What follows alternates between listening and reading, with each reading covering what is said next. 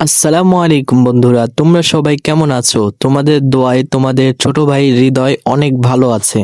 তো আজকের ভিডিওটা হবে আমাদের ফেসবুক অথবা মেসেঞ্জারে থাকা ফ্রেন্ডদেরকে, যাদেরকে আমরা ব্লক করে রাখি, তাদেরকে কি করে আমরা খুব সহজে আনব্লক করব।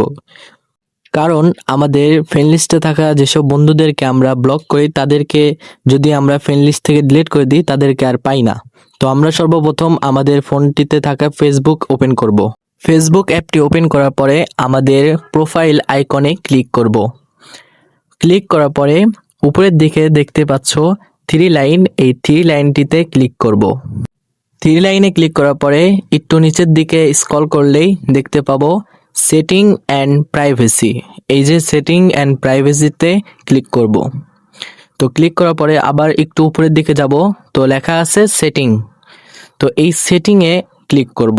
তো ক্লিক করার পরে আমাদেরকে এই রকম একটি ইন্টারফেসে নিয়ে আসবে। তো আমরা নিচের দিকে একটু স্ক্রল করব।